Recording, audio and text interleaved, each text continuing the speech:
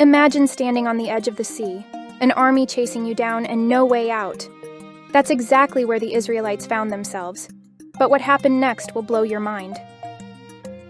The story of the Exodus isn't just an old tale. It's one of the most incredible moments in history. It's a story of liberation, trust, and faith when everything seemed hopeless. Today, we're diving into the powerful journey of Moses leading the Israelites out of Egypt, through plagues, miracles, and the impossible parting of the Red Sea. Let's find out how this ancient story still resonates with us today. Here's the problem. The Israelites had been slaves in Egypt for over 400 years. Generations of suffering, backbreaking labor, and no sign of freedom. Imagine being born into a life where you're treated like property, where every day feels like there's no way out. That was their reality. But then, God raised up Moses, a man who didn't think he was qualified. He had a past. He wasn't a great speaker. And yet he was chosen for one of the most extraordinary missions in history. God told Moses to go to Pharaoh and demand the release of the Israelites. Think about it.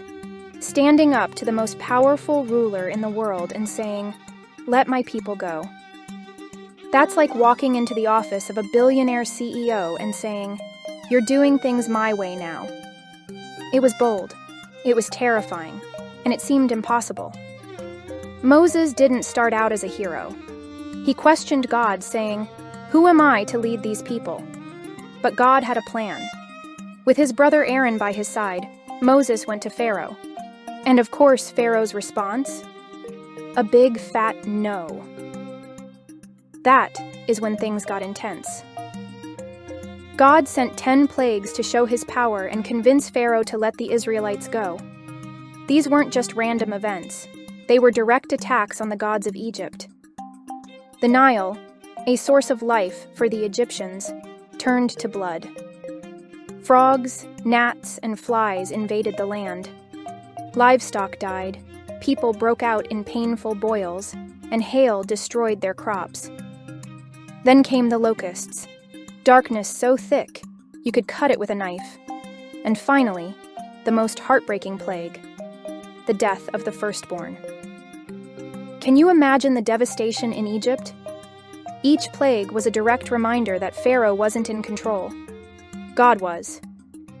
And yet Pharaoh's heart stayed hard, refusing to let the Israelites go until that final plague. This was the turning point. God instructed the Israelites to mark their doorposts with the blood of a lamb, so the angel of death would pass over their homes. It was a moment of faith, trusting that God's instructions would protect them, and it worked. The next morning, Egypt was in mourning, and Pharaoh finally gave in. He told Moses to take the Israelites and leave. But the story doesn't end there. As the Israelites packed up and left, Pharaoh changed his mind. He sent his army to chase them down. Now imagine being an Israelite. You've just tasted freedom for the first time in generations, and suddenly, you see an army coming after you. Fear, panic. It must have been overwhelming. And then, the impossible happened. The Israelites were trapped between Pharaoh's army and the Red Sea. There was no way out. But God told Moses, "Lift your staff and stretch out your hand over the sea." Can you picture it? The wind started blowing, the waters began to part, and suddenly there was a dry path right through the middle of the sea. Walls of water on both sides, and the Israelites walked through to the other side. It wasn't just a little stream. It was an entire sea divided by the power of God.